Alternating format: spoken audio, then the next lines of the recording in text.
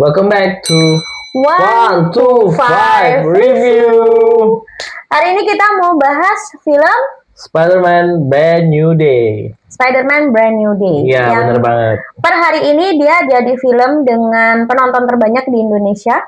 Aku per hari ini ya, besok mungkin angkanya akan berubah lagi. Oke. Agak jauh dibandingkan Odyssey. Tadi aku cek Odyssey 1,9 jutaan. Kalau dengan Sementara ya masih jauh lah. Kalau Spider-Man ini tadi per hari ini udah lebih dari 3 juta penonton. Sangat banyak. Sebelum kita bahas filmnya seperti apa, mungkin dibacain dulu aktor dan aktris yang terlibat di film ini. Silakan. Tom Holland sebagai Peter Parker, Zendaya sebagai MJ, Mark Ruffalo sebagai Bruce Banner, Jacob Batalon sebagai Ned Leeds, Sadie Sink sebagai Jean Grey, dan Florence Pugh sebagai Yelena. Oke. Atau Black Widow yang baru. Florence Pugh. Ya, Florence Pugh. Oke. Nah, ini kan film ini tuh cukup ditunggu-tunggu lah ya. Desas-desusnya sih beda dan vibe-nya beda seperti Odyssey di episode kita sebelumnya. Tapi Spider-Man Brand New Day ini juga jadi salah satu yang paling dinanti-nantikan. Bener banget, karena dari sini salah satunya bakal jadi pembuka di Doomsday nanti. Oke. Nah, setelah akhirnya film ini rilis dan kamu nonton, gimana pendapat kamu lah gitu terhadap film ini? Perasaan kamu pas nonton atau impresi kamu gimana? Aku bukan salah satu dari fans banget sama Spider-Man, tapi aku suka karena ini membawa tema baru ya bagi aku. Karena dari Spider-Man yang pertama, Spider-Man Andrew Garfield dan sampai yang Tom Holland, itu kebanyakan scene berantem ya. Kalau di sini kayak terasa banget kesannya deep kesedihan gitu, deep kehilangan, deep tidak mau orang-orang yang di sekitar kita tuh menjadi korban. Kalau kamu sendiri gimana setelah nonton film ini? Sebenarnya sama, kurang lebih sama seperti yang kamu bilang tadi. Tapi itu sebenarnya sih pengen dibahas di kelebihan dan kekurangan ya.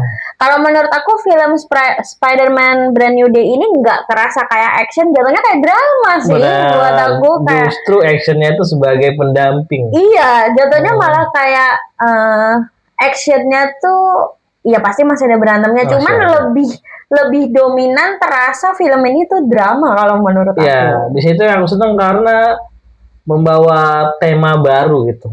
Kalau bagi aku biasanya film Marvel itu selalu full action gitu. Yang kayak ada drama biasanya itu film yang bertemakan DC biasanya. Banyak hal. Tapi mungkin ini action juga jadi hal yang ngegocek fansnya nih, termasuk aku juga bukan fans berat dari Spider-Man, tapi maksudnya aku juga beranggapan film ini akan full action lah, namanya film action, film superhero yang emang udah lekat banget, banyak aksinya, ternyata malah lebih ke drama. Iya.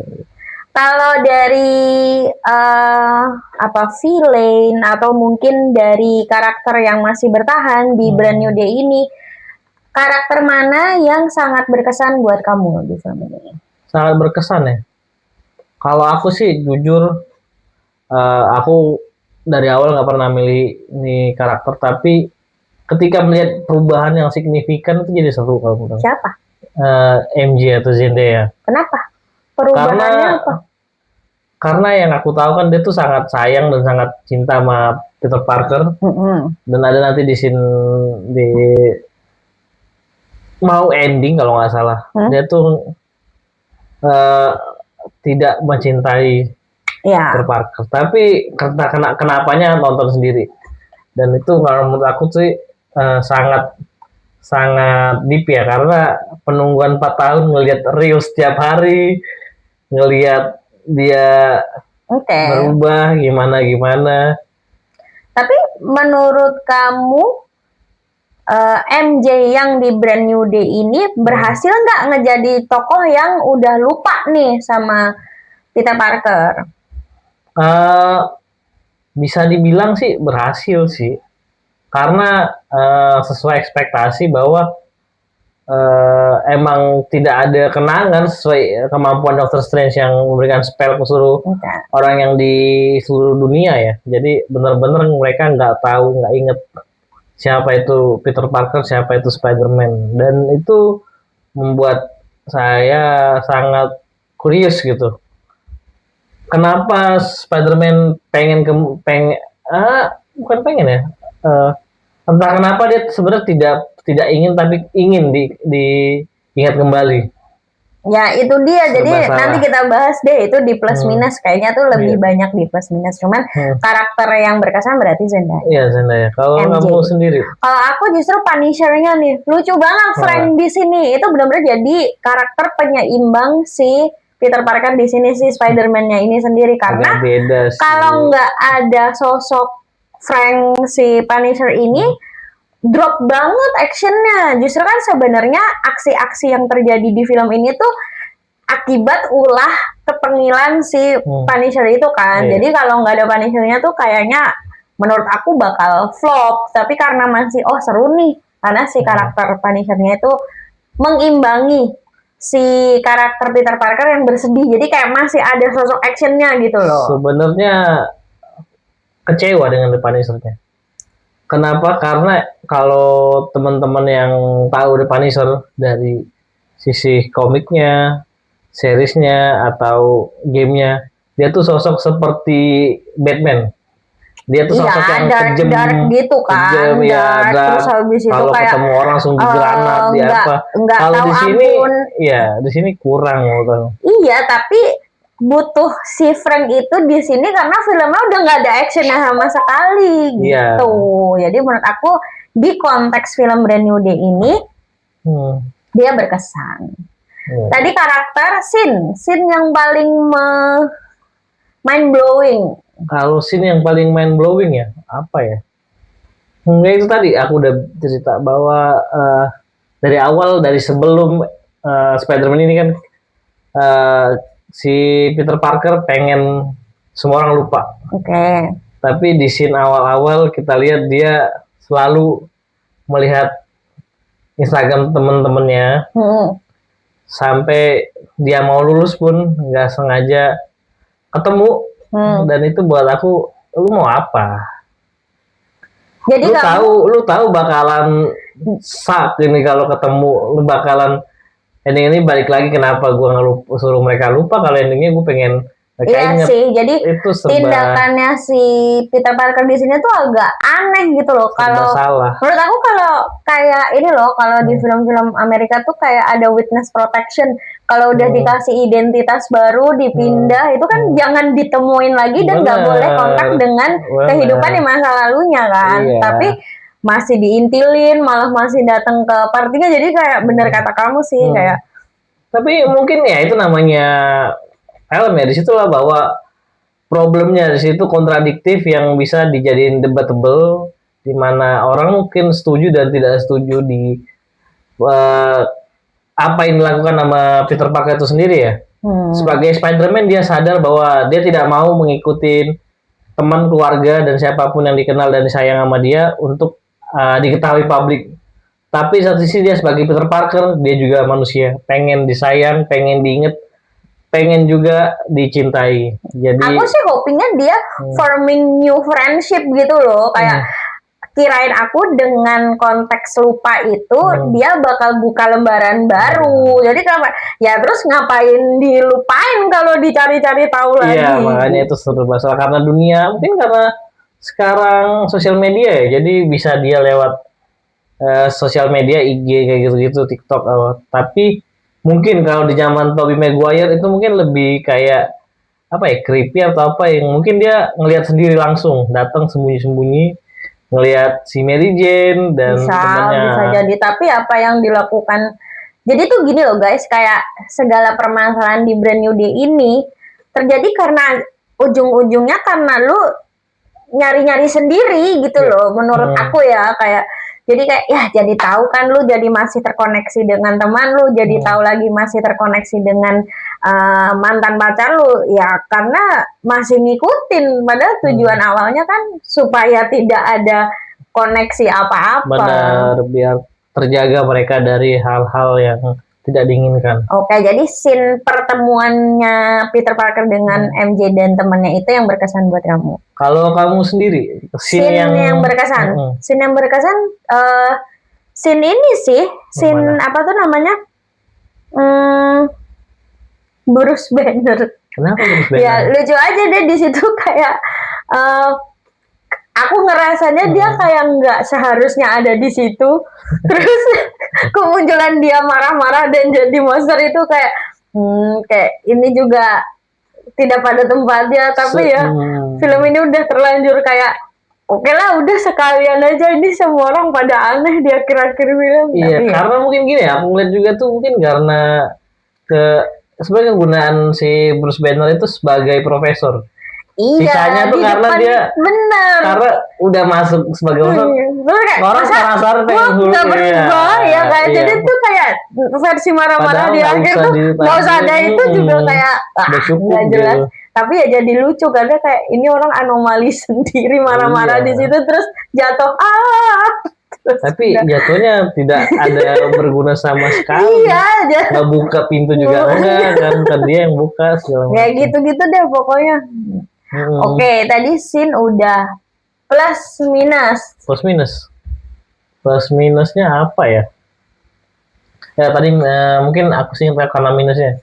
Minusnya itu ya karena problemnya itu masih stagnan di situ ya. Dimana awalnya pengen orang ngelupain tapi di next filmnya ini dia pengen diingat kembali dengan ternyata dia udah nyiapin dari mungkin aku lupa ya dari kapan surat yang dia mau kasih ke MJ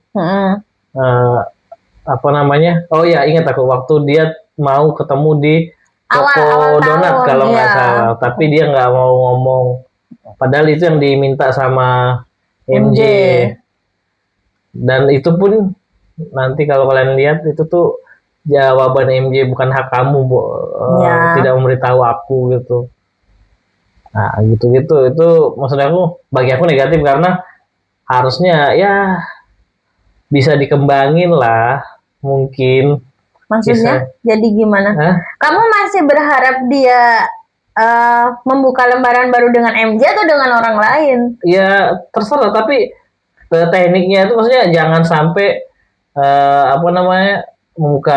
membuka cerita lalu. Kenapa nggak lembaran baru gitu sekalian tiba-tiba kayak mereka udah benar-benar nggak ketemu bener-bener 4 tahun itu dia lost kontak tiba-tiba si